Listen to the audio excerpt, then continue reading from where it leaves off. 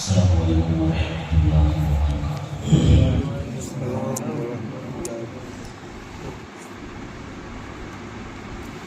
الحمد للہ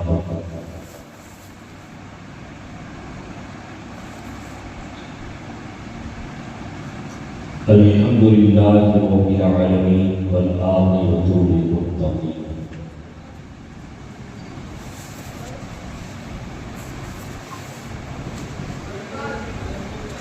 والصلاة والسلام على من كان نبيا وآدم بين الماء والطين،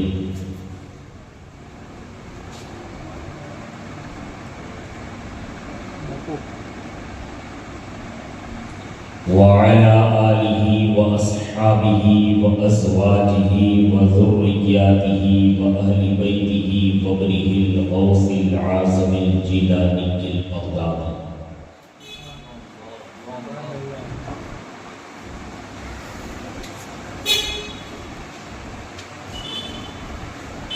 وعلى سائر الأولياء أجمعين، أما بعد۔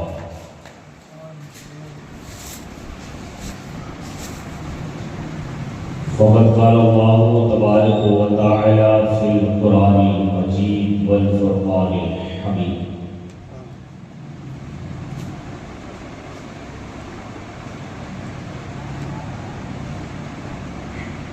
فأعوذ بالله من الشيطان الرجيم، بسم الله الرحمن الرحيم۔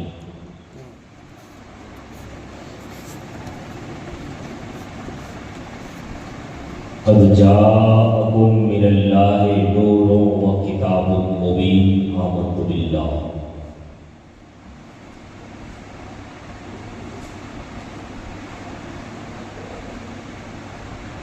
صدق الله العظيم وبلغنا رسوله النبي المختار الكريم،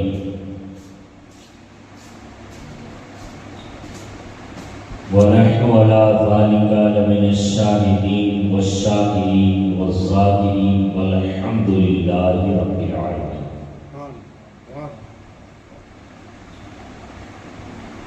خطبہ مسنونہ کے بعد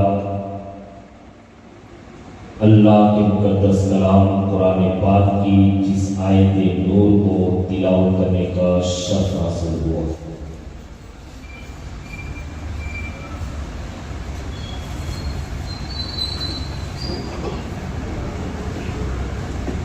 قبل اسی کہ اس کے حوالے سے کچھ گفتگو ہو ہمارا مل کر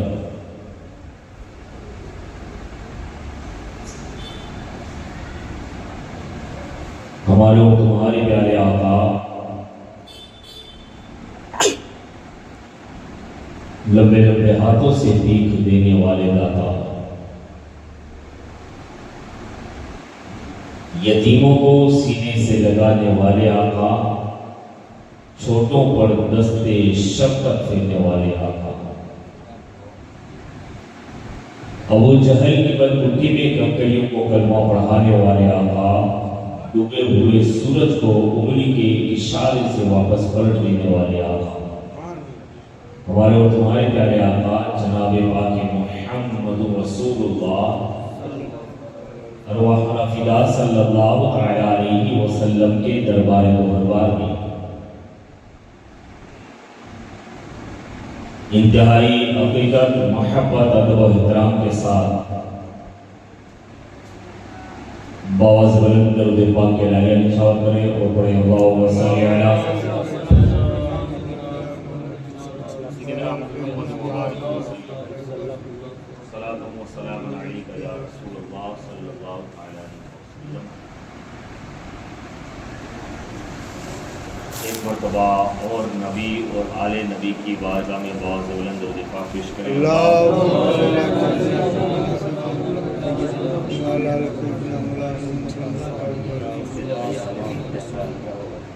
باواز بلند درود پاک پیش کریں۔ اللہم صلی علی سیدنا محمد وبارک وسلم، صلاۃ و سلام علیک یا رسول اللہ صلی اللہ علیہ وسلم۔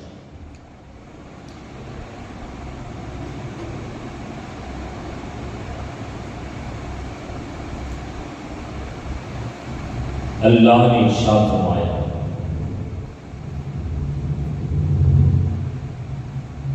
تحقیق کے لوگوں آیا تمہارے پاس اللہ کی طرف سے نور اور روشن اور کھلی ہوئی کتاب۔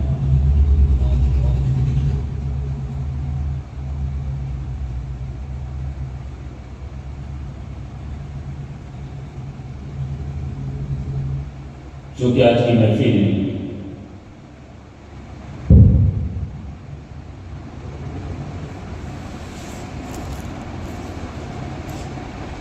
بارہ روز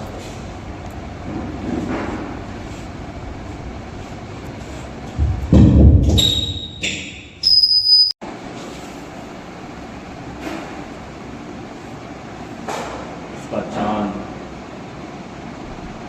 نظر آ گیا۔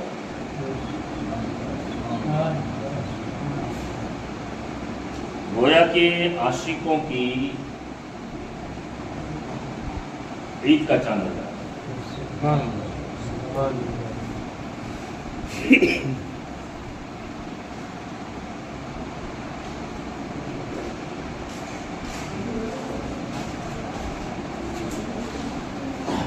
تو یہ جو چاند نظر آیا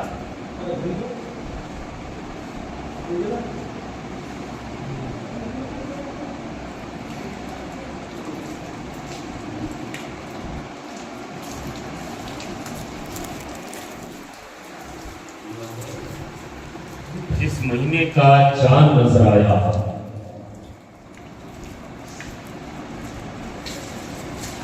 وہ مہینہ نوری آقا کا نوری مہینہ۔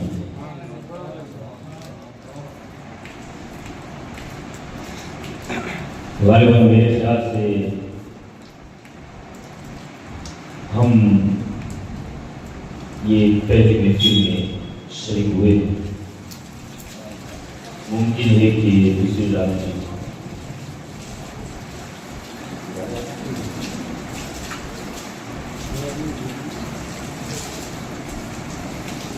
ایسے دن گیا وہ ربیع النور کا پہلا دن گزر گیا،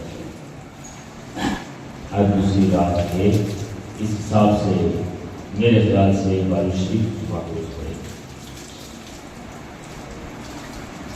رسول اللہ صلی اللہ علیہ وسلم تکمیل اسلام کی آخری کیل بن کر کے دنیا میں تشریف لائے۔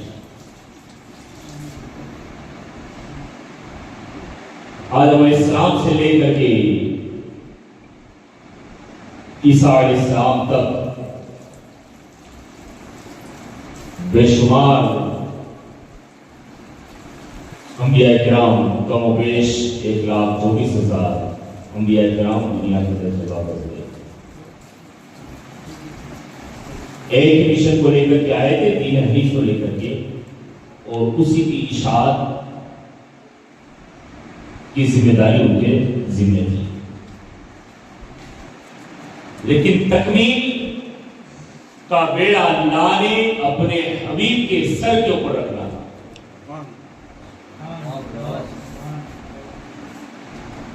اور سرکار دنیا کے اندر جلوگر ہوئے۔ پہلی بات تو یہ کہ سرکار دنیا میں آئے تو کون سے خطے میں آئے؟ خطے عرب کے اندر۔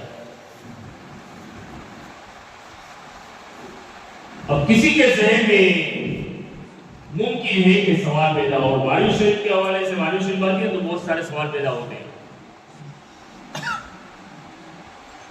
11 مہینے جو ذہن میں سوال نہیں آتے ہیں وہ باری شریف کا چاند نظر آتے ہیں، سوال ذہن میں آ جاتے ہیں۔ لیکن الحمدللہ نبی کے صدقے میں نبی کے ان غلاموں نے جن کو نبی کی بارگاہ کا قرب حاصل ہوا ہے، انہوں نے ان دیوانوں کو یتیم نہیں چھوڑا، بلکہ ہر چیز کا جواب قلم بند کر کے گئے ہیں۔ امت کی ذمہ داری اتنی ہے کہ وہ ذرا خیال کر کے اور فکر کر کے کہ کتاب کے پنوں کو کھولنے کی کوشش کرتے ہیں۔ امت مسلمہ خاص کر کے اہل سنت والجماعت کے پاس ہر چیز کے جوابات موجود ہیں، لیکن میں بات یہ عرض کر رہا تھا کہ سرکار دنیا میں آئے، اتنی بڑی وسیع و عریض دنیا ہے، کہیں بھی آتے لیکن عرب ہی میں کیوں آئے ذہن میں؟ اور یہ بات جو ہے وہ کوئی وہ نہیں کہ جس پہ کوئی اعتراض کیا جائے، یہ سوال جاننے سے تعلق رکھنے والا سوال ہے کہ کچھ مانگنا۔ تو سرکار عرب میں ہی کیوں آئے؟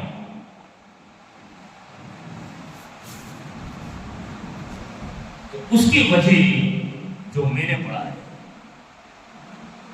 اس کی وجہ یہ ہے کہ انسان جب کوئی مشن کو پھیلانا چاہتا ہے تو پہلے اپنا مرکز قائم کرتا ہے اور کوشش یہ کرتا ہے اور یہ سوچتا یہ ہے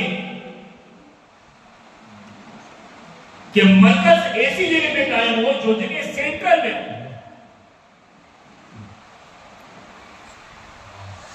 کہ جہاں سے میری آواز اور میرا مشن اور میرا کام چاروں طرف پھیل سکے یا پہنچ سکے۔ اب مشیت الہی بھی یہی ہوگی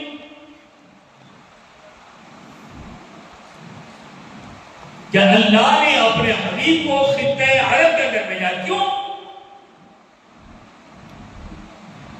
اس لیے کہ اس دور میں عرب جو ہے وہ دنیا کی سب سے بڑی طاقتوں کے احاطے کے اندر تھا۔ جنوب میں دیکھیں تو حبشہ، شمال میں دیکھیں تو فارس،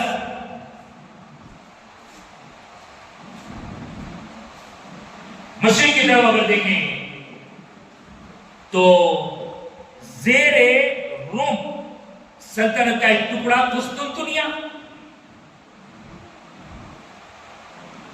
یہ تو طاقتیں تھی، لیکن عرب کو 3 بر اعظم لاگو پڑتے تھے، ایشیا، افریقہ اور یہ تینوں عرب آزاد تھا، اور یہ تینوں طاقتیں کسی بھی طریقے سے عرب کو فتح کر کے اپنا غلام بنانے کے منصوبے بناتا تھا۔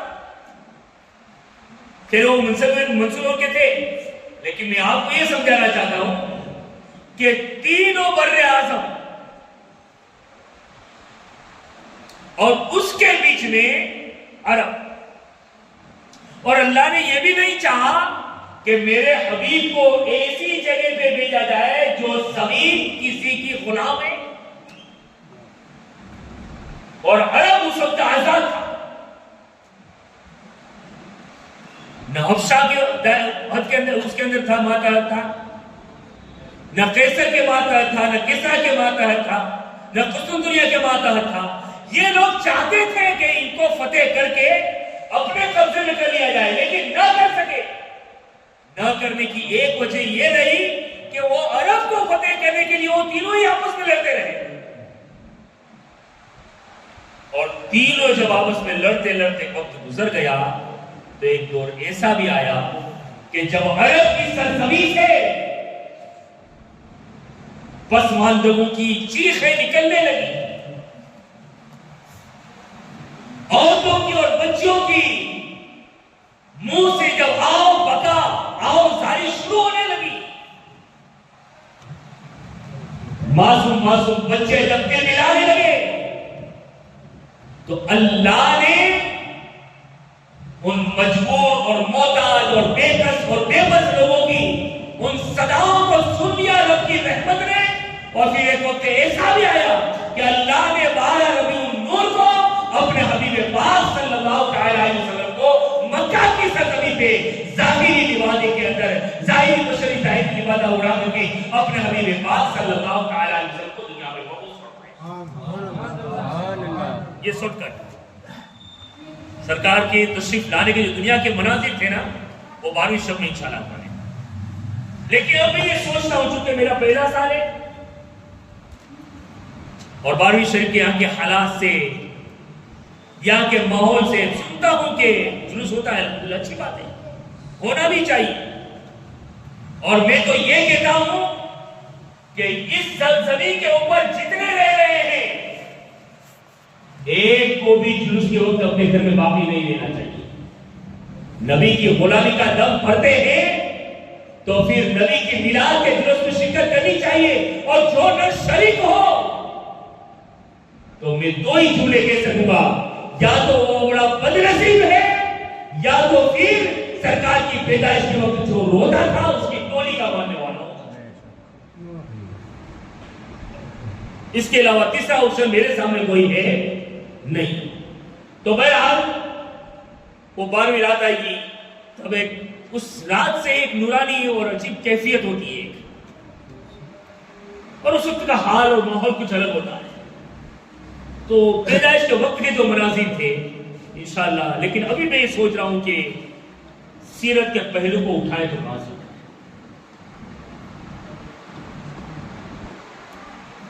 سرکار دنیا میں آئے اور اعلان نبوت تو آپ نے 40 سال کے بعد فرمایا۔ اور سنیوں ذرا ذہن میں باتوں کو، کچھ باتوں کو اٹھانے کی کوشش کرنا، آج بھی دنیا کے اندر یہ فتنہ ہے کہ میرا نبی 40 سال کے بعد نبی بنا۔ یہ اپنی بات کر رہا ہوں نا، یہ ہے بات کہ محمد صلی اللہ علیہ وسلم 40 سال کے بعد نبی بنے۔ ایسی بولی بولنے والے کی بہت بڑی نادانی ہے، شاید اس نے اسلام کو سمجھا نہیں ہے، اسلام کو پڑھا نہیں ہے۔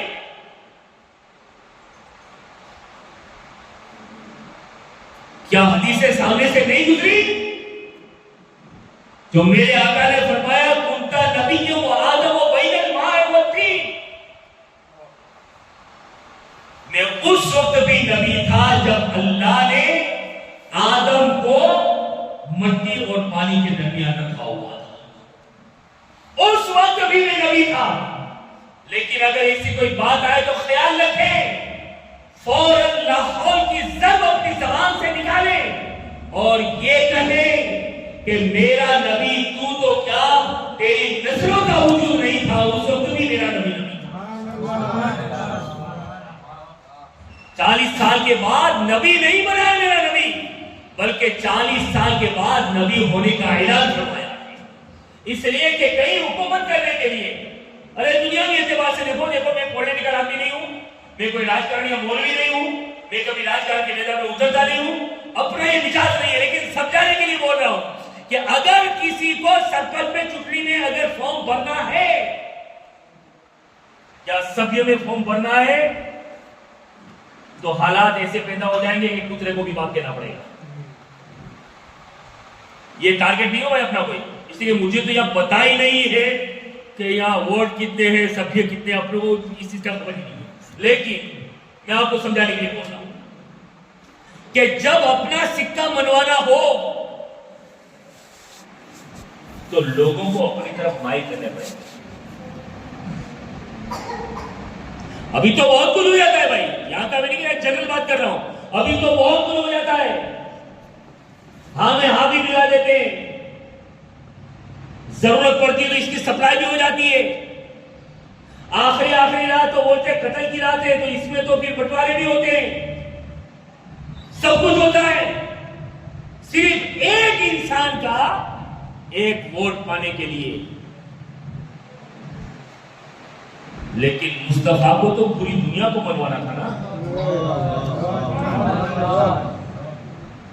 اور پوری دنیا کے لوگوں کے دلوں کے اوپر اپنی حکومت کا سکہ لگانا تھا، اور وہ سکہ بھی چند سالوں کے لیے نہیں بلکہ اگر قیامت تک دنیا میں سکہ چلے گا تو محمد علی کا سکہ چلے گا۔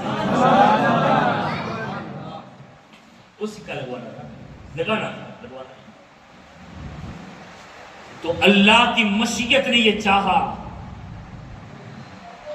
کہ پہلے میرا محبوب جا کر کے 40 سال تک لوگوں کو اپنی ذات کا تعارف کراتے رہے، اور وہ مصطفیٰ نے تعارف کرایا بھی۔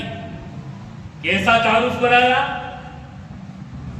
کہ جو سر کے اوپر کوڑا کرکٹ ڈالے وہ اگر 2 دن نہ دیکھے تو وہ بھی بے چین ہو جائے۔ کیسا اپنا سکہ بنوایا تو کیسا بنوایا کہ جب تعمیر کعبہ کے اندر سب خاندان کے لوگ ننگی تلوار لے کر کے کھڑا ہو جائے، کوئی کسی کے فیصلے کو ماننے کے لیے تیار نہ ہو، لیکن اس وقت بھی اگر فیصلہ کر رہا ہے تو آمینہ کا لال کر رہا ہے، اور اس وقت بات مانی جا رہی ہے تو آمینہ کے لال کی بات مانی جا رہی ہے۔ بلکہ یوں کہوں کہ صدیوں سے جو قبیلے لڑتے آ رہے تھے اور نسلیں کے نسلیں برباد ہو رہی تھی، وہ کسی کی بات کو ماننے کے لیے تیار نہیں تھے اور صلح کرنے کے لیے تیار نہیں تھے۔ صرف صلح نہیں بلکہ بھائی بھائی اگر قرار دیا ہے تو وہ قرار دینے والی ذات کوئی اور نہیں، وہ عبداللہ کا ذریتی محمد عربی کی ذات تھی۔ سبحان اللہ۔ تو رب کی مشیت نے یہ چاہا کہ میرا محبوب پہلے اپنی ذات کو لوگوں کے سامنے رکھے اور ظاہری طور پہ اپنی ذات کو منوائے۔ تو مصطفیٰ نے 40 سال تک، ہم اور آپ کیسے ہیں؟ سگا باپ بھی پتھاری میں پڑا ہے نا، تو بھی سیوا کریں گے تو تھوڑی 10 دن 15 دن مہینہ دن تو انف کائی میرے بڑی بچی نہیں ہے، کماؤں گا نہیں، دوسرے کے پیچھے بیٹھا رہوں گا۔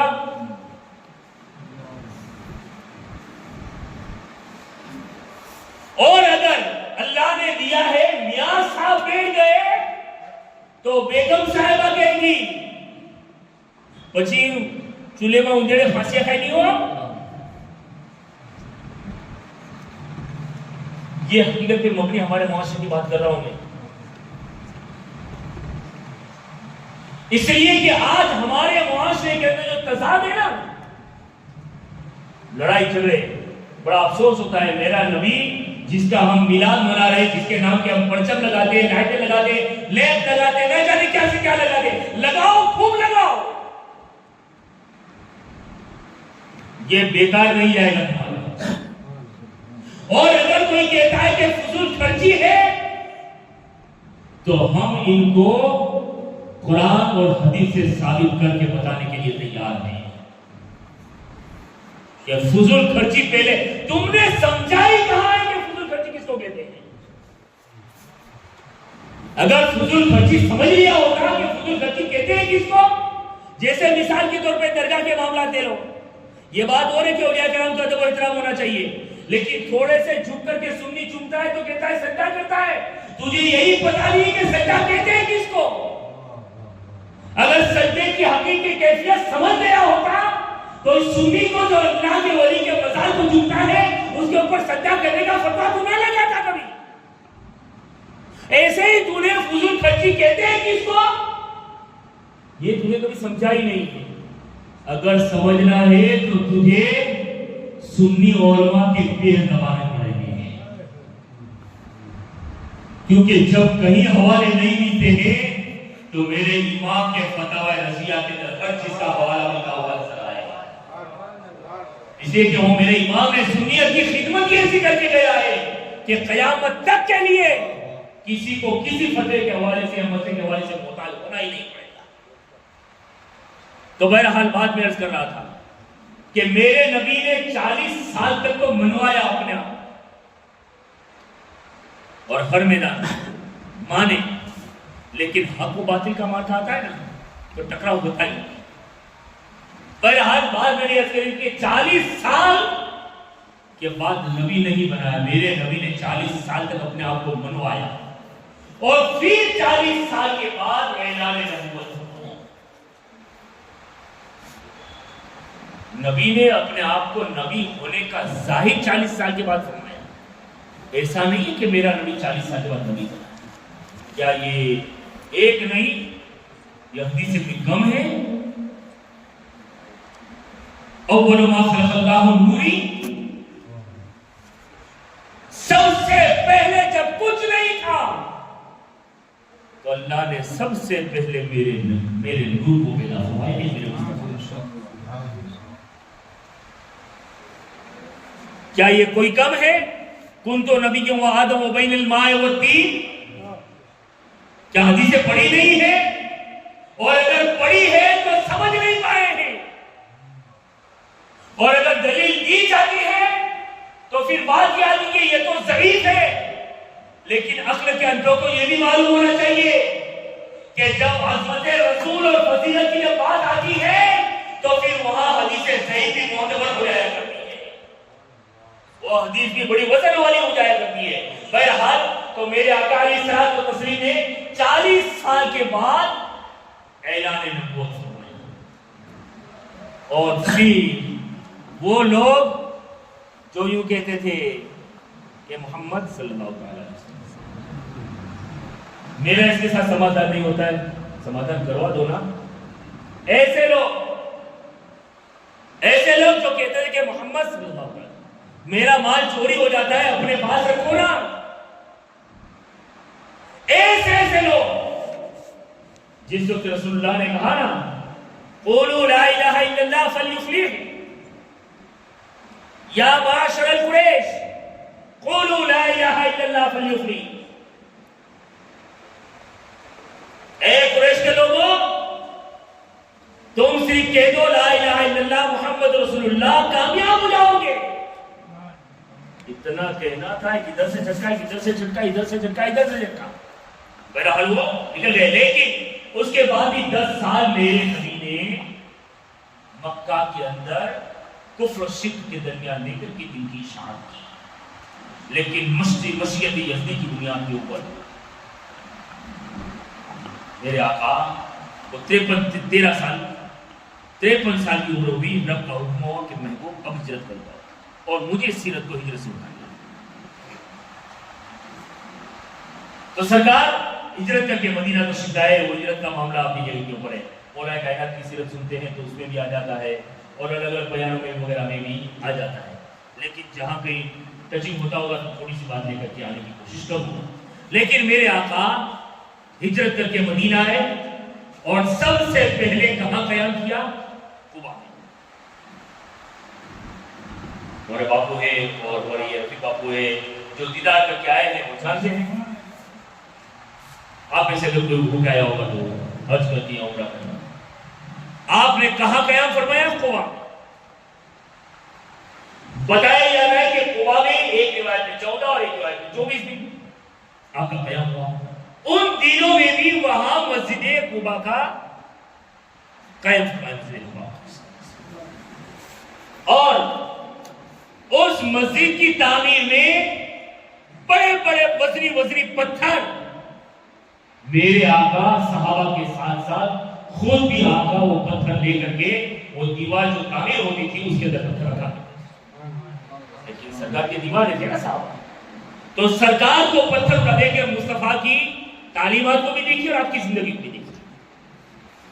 جب پتھر اٹھاتے سرکار تو صحابی دیکھتے تو عرض کرتے یا رسول اللہ آپ رہنے دو، ہم لے لیں، اور سامنے آ جاتے وہ پتھر کیوں سرکار کے سامنے پتھر لے لیں، لیکن مصطفیٰ پیارے آقا منع بھی نہیں فرماتے تھے، وہ پتھر دے دیں، اور پھر اتنا ہی جتنا پتھر اس کو دیا ہو اتنا ہی بڑا اور اتنا ہی وزنی پتھر سرکار دوسرا بھی اٹھا کے لاتے اور اپنے ہاتھ سے اس تعمیر میں کیا سبق ملا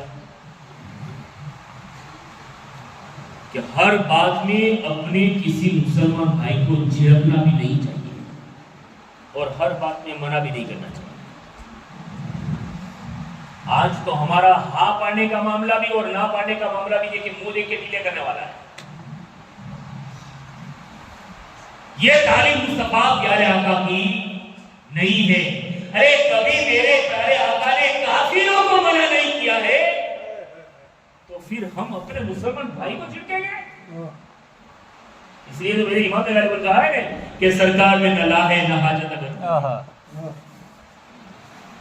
اور میں نے مسجد کی محفل میں کہا تھا کہ میرے امام کے کلام کے ایک ایک شعر کو اٹھاؤ گے تو یا تو قرآن کی تفسیر نظر آئے گی، یا حدیث کا مفہوم نظر آئے گا، یا سیرت رسول کا کوئی پہلو آپ کو نظر آئے گا۔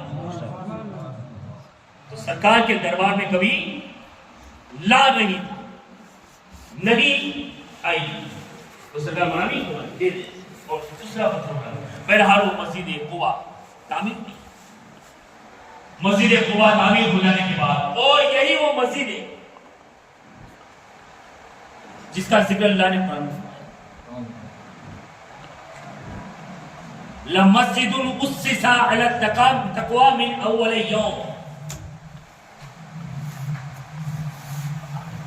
کہ وہ مسجد جس کی بنیاد پہلے ہی دن تقویٰ اور پرہیزگاری پہ رکھی گئی، وہ مسجد زیادہ حقدار ہے کہ اس کے اندر عبادت کی جائے، اور وہاں تقویٰ اور پرہیزگاری کی بات ہی نہیں ہو سکتی ہے، اس لیے کہ خود میرے نبی نے بنیاد رکھی تھی۔ اور پھر آگا وقت ایسا گیا اور جانے کے بعد کچھ لوگوں نے بھی پھر مسجد بنائی، اس کا بھی ذکر ہم نے قرآن میں فرمایا، مسجد ضرار، لیکن وہ تقویٰ اور پرہیزگاری پہ بنیاد نہیں تھی، اس کی بنیاد منصوبہ بندی میں تھی۔ تو میرے آقا نے اپنے سپاہیوں کو، اپنے صحابیوں کو بھیج کر کے مسجد کو گروا دی۔ اب ذرا وہ لوگ بھی اپنے کان کو کھول لیں تو یہ کہتے کہ آپ ہی مسجد ہیں، آپ ہی مسجدیں ہیں۔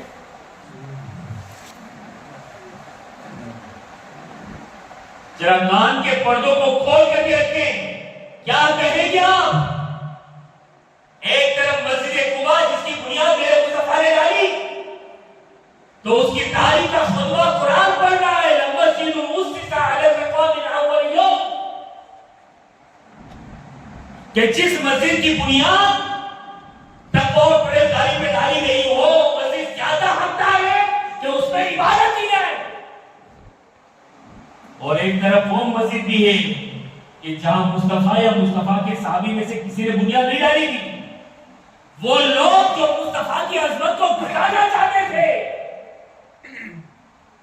انہوں نے بنیاد ڈالی اور بہت اصرار کیا کہ حضور ایک مرتبہ آ کر نماز پڑھ لے، حضور ایک مرتبہ آ کر نماز پڑھ لے، اور جب وہ آتے تھے تو فوراً جبریل آتے تھے، یا رسول اللہ رب کا حکم ہے آپ اس مسجد میں قدم رکھیں۔ اور جب وقت آیا تو رسول اللہ نے اپنے صحابہ کو بھیج کر کے اس مسجد کو گروایا۔ اور جانتے ہو پھر نحوست کیسے کی؟ جانتے ہو اس کی نحوست جانتے ہیں؟ وہ مسجد گرا دیا، مسجد گرا دینے کے بعد اس کی صاف صفائی کروا دی۔ ابھی اپنی بھاشا میں یہ کہیں کہ اکیڑا تھا تو صاف کرنا تھا، یا کیا بولتے ہیں جسے بھی چلا دیا، کمپلیٹ کر دیا۔ پھر کوئی صحابی وہاں رہنے کے لیے نہیں، صحابی کی بات کر رہا ہوں، پھر وہاں نحوست میں بتانا چاہتا ہوں کہ پھر وہ صحابی وہاں رہنے کے لیے گئے، اور اگر کسی کو یہاں بیچنے والے یا قرب و جوار میں سننے والوں کو اگر حوالہ چاہیے تو تفسیر روح البیان کو کھول کر کے پڑھ لیں۔ علامہ اسماعیل حقی نے اس مسجد ضرار کے بیان میں صاف لکھا ہے کہ رسول اللہ کے صحابی اس جگہ پہ مکان بنا کر کے رہنے کے لیے گئے، 12 سال تک رہے۔ نحوست ایسی ہوئی کہ کبھی اولاد والے نہیں ہوئے، کبھی اولاد نہیں ہوئی۔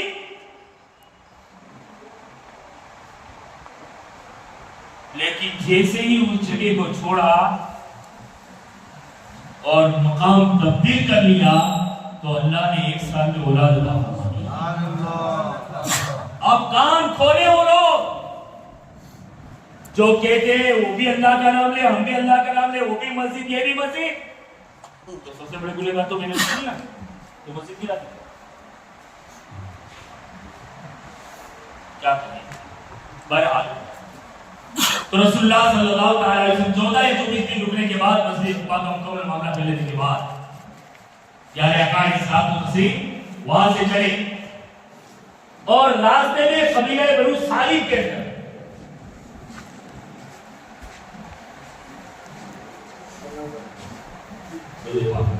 اللهم صل على سيدنا محمد وآله وسلم صلاة و سلام علیک یا رسول اللہ صلی اللہ علیہ وسلم.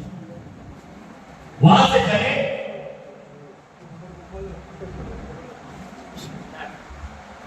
قبیلہ بنو سالم کے اندر رکے اور قبیلہ بنو سالم کی جو مسجد تھی اس مسجد میں رسول اللہ صلی اللہ علیہ وسلم نے پہلا جمعہ کا نماز ادا فرمایا. اور جو لوگ ہو کے آئے وہ جانتے ہیں کہ آج بھی مسجد جمعہ قائم ہے.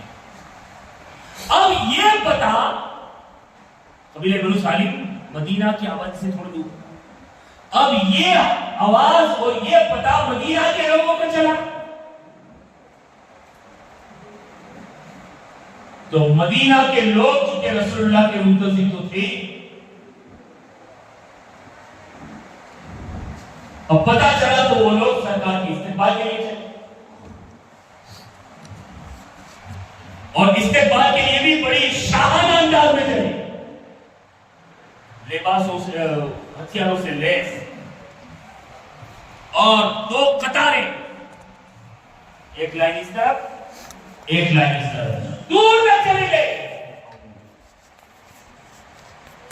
اور سرکار کو ایک جلوس کی شکل میں لے کر کے آئے. سبحان اللہ سبحان ذہن کچھ اللہ. کام کر رہا ہے. میرے آقا جب مدینہ میں پہلی مرتبہ انٹر ہوئے تو جلوس کی شکل میں انٹر ہوئے تھے سبحان اللہ سبحان اللہ. اور وہ شرکت کرنے والے ایسے تھے جو ہتھیاروں سے لیس تھے اور صحابی رسول حضرت برہ بن عازب رضی اللہ تعالیٰ کی روایت ہے آپ فرماتے ہیں کہ مسجد مدینہ کے اندر جس دن سرکار مدینہ میں تشریف لائے اس دن مدینہ کے اندر چہل پہل کا عالم یہ تھا کہ نہ اس سے پہلے کبھی ایسی چہل پہل دیکھی گئی تھی نہ اس سے بعد ایسی چہل پہل دیکھی گئی. اور جب وہاں سے وہ آتے رہے سرکار تشریف لائے بالکل مدینہ کی آبادی میں پہنچے تو عورتیں اور بچے اپنے عورتیں اور بچیے اپنے گھر کے باہر کھانوں کے اوپر رہ کر کے وہاں سرکار کا استقبال کرتے ہوئے نظر آئی. اور بنو نجار کی چھوٹی بچیاں تو یہ کہتی تھی تلال بدو علینا من ثنیات الوداع وتبشروا علینا ما دعا اللہ لائی. جب سرکار مدینہ میں پہنچ گئے میرے آقا مسکرا دیے ان بچیوں کے سامنے دیکھ کر کے اور بچیوں سے کہا کہ بچیوں کیا تم مجھ سے محبت کرتی ہو؟ سبحان اللہ سبحان اللہ سبحان اللہ. اس میں بھی بڑا مزدہ تھا بڑا مزدہ تھا. وہ عبادت کرنے والوں کو غالباً اقبال نے کہا ہے نا کہ خودی کو کر بلند اتنا کہ ہر تقدیر سے پہلے خدا خود پوچھے تجھے کہ بتا تیری رضا کیا ہے. اے لوگوں میں تمہیں یہ کہتا ہوں کہ تم محبت کے داؤ کے اندر کھڑے اترو اتنے وفادار بن جاؤ کہ خود مصطفیٰ یہ کہہ دے کہ میرا ہے سبحان اللہ. خود مصطفیٰ یہ کہہ دے کہ یہ میرا ہے. ایسے بن جاؤ اور اگر بننا چاہے تو اس میں کوئی بڑی بات نہیں ہے لیکن نفس سے جہاد کرنا ضروری ہے. المجاہد من جاہد نفسہ. دنیا کے اندر سب سے بڑا بہادر اور مجاہد وہ ہے جس نے اپنے نفس کے ساتھ محاسبہ کیا اپنے نفس کو جس نے پٹک دیا اور جہاد کر لیا وہ سب سے بڑا مجاہد ہے. آج نفس کا انسان غلام بن چکا ہے. بات میں نہیں چھوڑا کہ سرکار نے ان بچیوں سے پوچھا کہ بچیوں کیا تم مجھ سے محبت کرتے ہو؟ تو بچیوں نے کہا ہاں. تو پھر اب سرکار کا جواب سنیں. پھر سرکار نے فرمایا بچیوں میں بھی تم سے محبت کرتا ہوں. سبحان یہ اللہ بڑی چیز ہے کہ مصطفیٰ خود کہہ دے کہ ہاں میں تجھ سے محبت کرتا ہوں. سبحان ہاں تو میرا دیوانہ ہے. یہ سرکار خود کہہ دے. بہرحال رسول اللہ صلی اللہ علیہ وسلم مسجد و مدینہ کے اندر انٹر ہوئے. اب ایک آتا دوسرا آتا تیسرا آتا اور وہ اونٹنی تھی نا اونٹنی کو جوڑتے ہیں اونٹنی کی رکاب کو جوڑتے ہیں اور عرض کرتے کہ یا رسول اللہ مجھے مہمان نوازی کا موقع دیجیے. یا رسول اللہ مجھے مہمان نوازی کا موقع دیجیے. یا رسول اللہ میرے گھر تشریف لے چلیے. یا رسول اللہ میرے گھر قیام فرمائیے. اب یہ ساری چیزیں اب کس کو کیا دیں؟ ساری دنیا کے اندر عدل و انصاف کے میزان کو قائم کرنے کے لیے آنے والا رسول.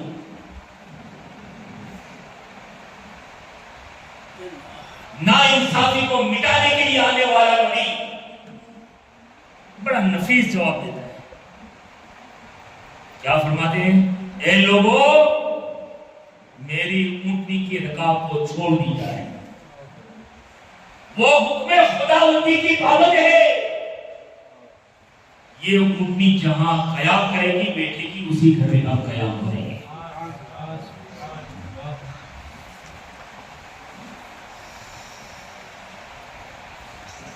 کیوں؟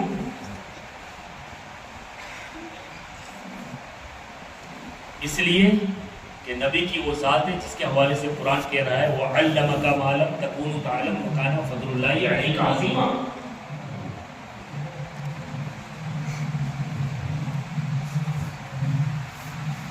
اے محبوب، تیرے رب نے تجھے ہر چیز کا علم عطا فرما دیا، جو ہو گیا جو ہونے والا وہ سب کچھ سکھا کے دیا.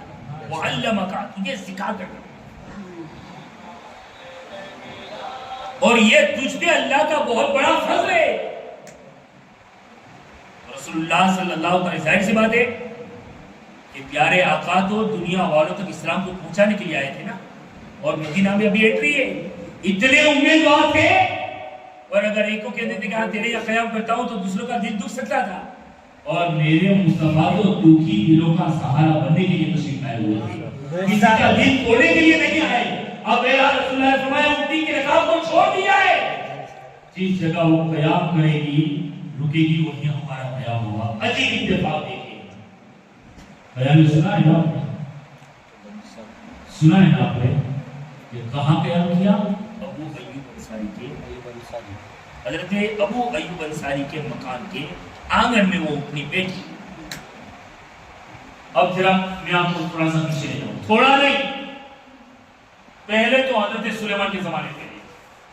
حضرت سلیمان علیہ السلام تخت کے اوپر سفر کرتے، ہواؤں میں پرواز کرتے، اور تخت بھی چھوٹا موٹا دکھا رہی.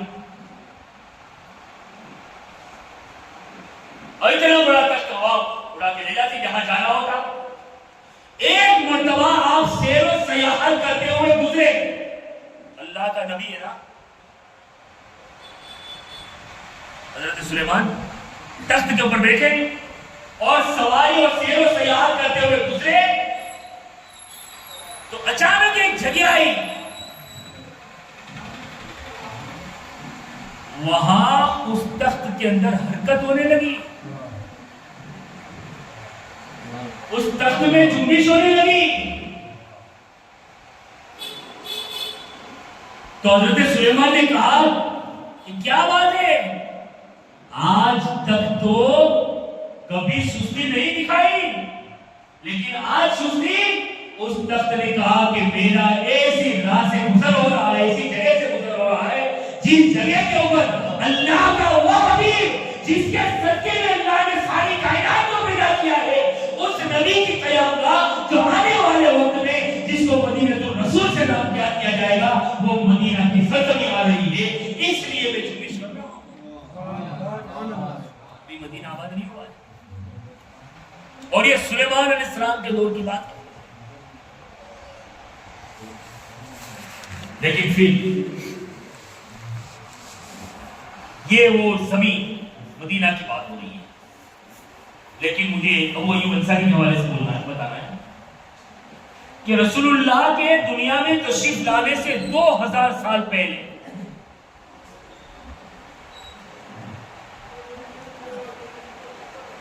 آگے کی کتابوں کا حوالہ نہ دے کر بالکل آسانی کے لیے آپ کو بتاؤں، اردو جو ایک دو تعمیر ادب جو کتابیں پڑھ لی ہے وہ نہیں، چھوٹا موٹا اردو پڑھنا آتا ہوں، وہ بھی کتاب کو پڑھ سکتا ہے. میں حوالہ آپ کو دے رہا ہوں، اگر پڑھنا چاہے تو پڑھ لیجیے گا.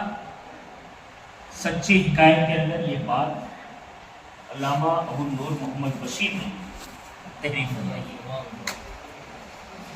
کہ طبع اول عمیری کا بادشاہ جب سیر و سیاحت کرتے ہوئے نکلا تو اس جگہ پہ وہ اکیلا نہیں تھا، غالباً 12,000 سوار تھے، 2000 کے قریب علماء تھے، اور بڑا لشکر جھگڑا لے کر کے نکلا تھا. اب چلتے چلتے اس جگہ پہنچے جہاں آج مدینہ آباد ہے،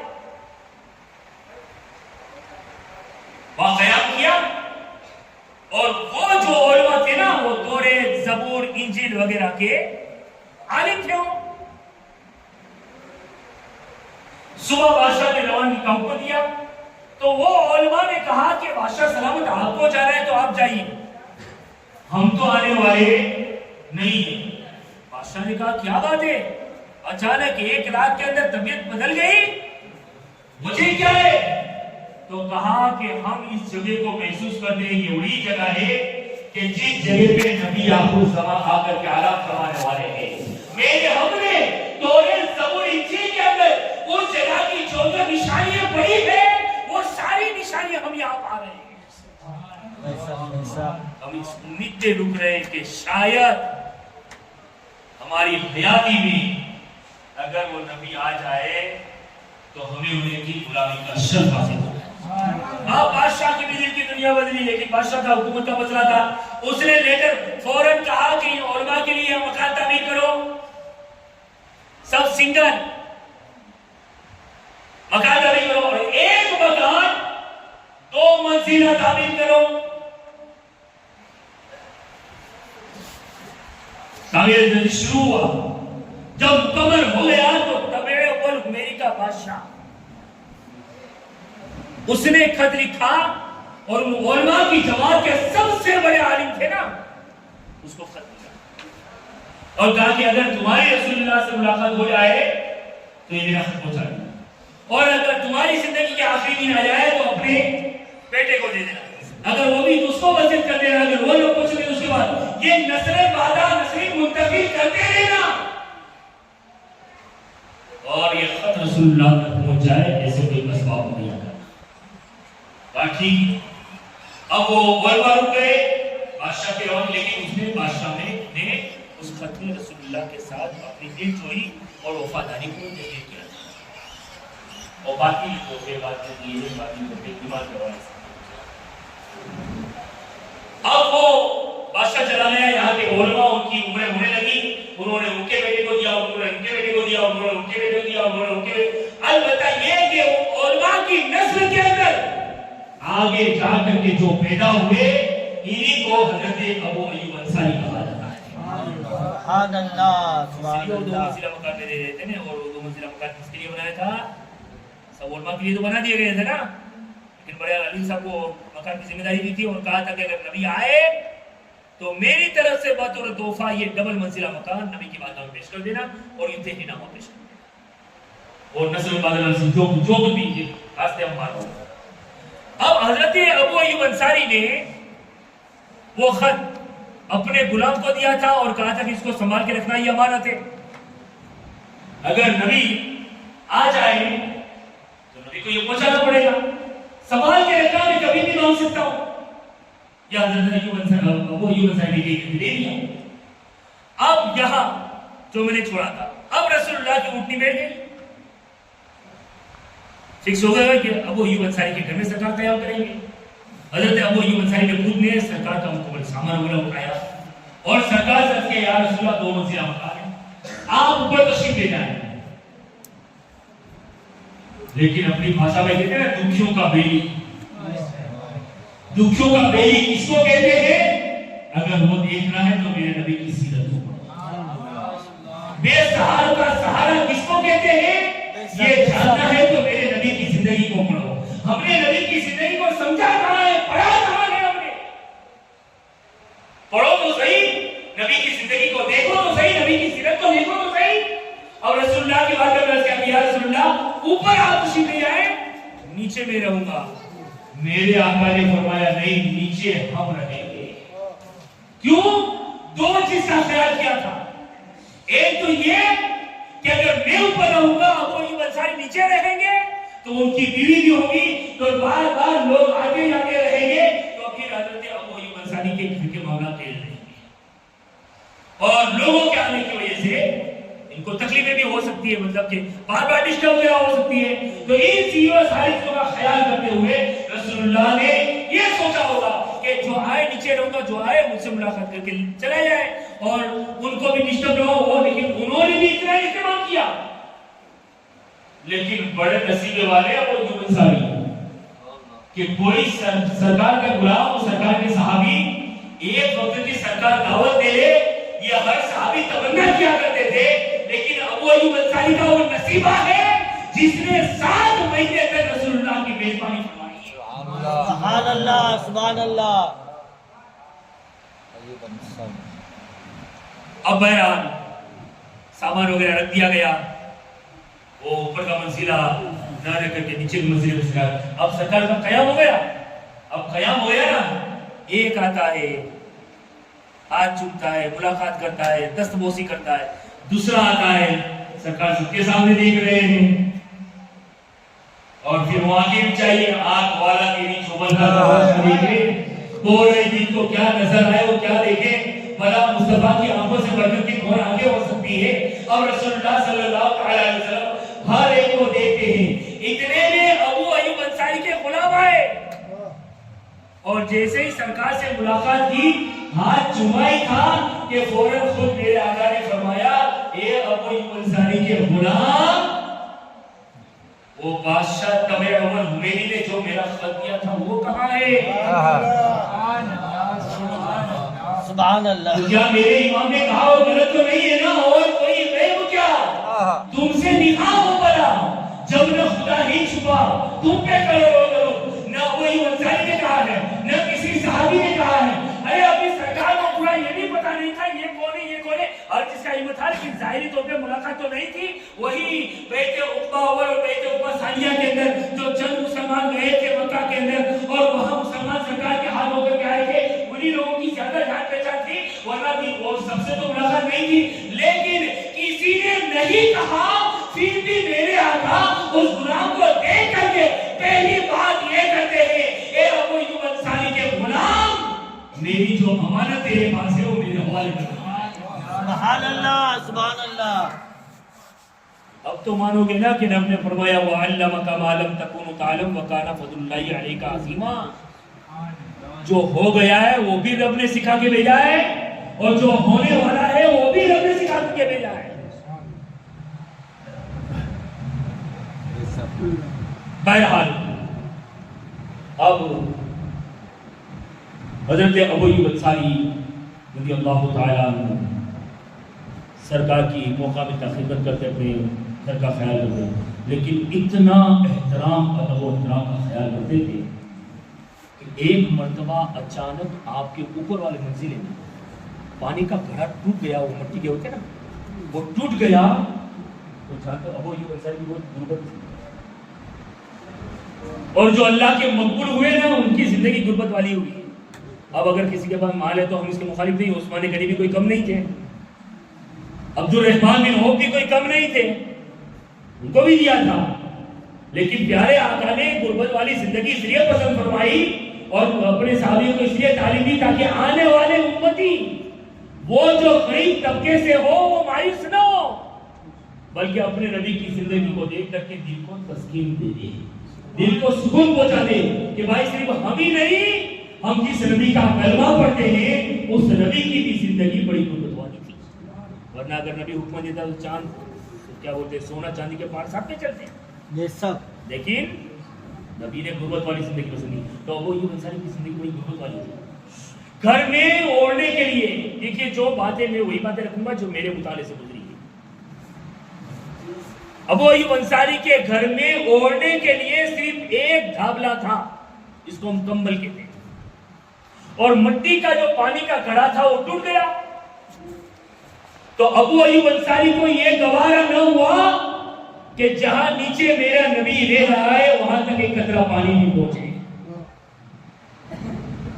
جو ایک کا ایک کمبل تھا نا وہ کمبل آپ نے پانی پہ ڈال دیا، اور پورے کے پورے پانی کو کمبل کے اندر جذب کر کے ایک جگہ پہ نچوڑ دیا۔ اتنا سرکار کا خیال کرتے تھے، اس لیے کہ یہ کے بعد دکھ رہے، یہ کے بعد دکھ رہے، یہ کے بعد دکھ رہے، اس لیے کہ وہ بڑے علماء کے گھرانے میں پیدا ہوئے تھے وہ، اور رسول اللہ کے امانت کے امین تھے نا وہ، نسل بعد نسل، تو سرکار کی عظمت کی جان گئے ہوئے، تو ہر طریقے سے سرکار کا خیال کیا جاتا، اور کھانا بھی 7 مہینے تک اوپر سے سرکار کے لیے کھانا آتا تھا اور پھر کھانا سرکار تناول فرما لیتے. اس وقت تک وہ کھاتے نہیں تھے, اس وقت تک کھاتے نہیں تھے. نیچے سے آنے والی پلیٹ یا آنے والے جو بچا ہوا کھانا ہے اس کا انتظار کرتے, اور جب کھانا آ جاتا تو پہلے نظر ڈالتے کہ سرکار کی انگلی کہاں پڑی ہے. جہاں سرکار کی انگلی پڑی ہوگی وہاں سے کھانا اٹھا کر کے سب سے پہلے تبرک کے طور پہ پہلے رکنے میں وہ استعمال کیا کرتے تھے. اتنا سرکار کا توجہ اور ایسے احترام کیے نا, تو پھر ان لوگوں کی تعریف کے خطبے اپنے قرآن میں پڑھے, رضی اللہ عنہم ورضوا عنہ. ایسے ہی کمال تو آدمی نہیں پہنچتا ہے, کچھ پانے کے لیے کچھ کھونا پڑتا ہے. اور انہوں نے اپنے آپ کو نبی کے قدموں پہ نچھاور کر دیا تھا, اپنے آپ کو سب کر دیا تھا, بلکہ وقف کر دیا تھا. اب رسول اللہ صلی اللہ تعالی علیہ وسلم المسند صحیح ابو ایوب انصاری رضی اللہ تعالیٰ عنہ کے گھر کے اندر 7 مہینے تک قیام ہوا, لیکن قیام کے دوران مسجد نبوی کی تعمیر کا معاملہ سامنے آیا. اور مسجد نبوی کی تعمیر کیسے ہوتی ہے؟ سرکار نعرے کیسے لگاتے ہیں, سرکار صحابہ کو جوش کیسے دلاتے ہیں, اور مسجد نبی 60/54 کی وہ مسجد تھی, مسجد کیسی مسجد بنی تھی, انشاءاللہ اس منظر کو آپ کے سامنے درپیش کیا جائے گا. واخر دعوانا الحمدللہ رب العالمین.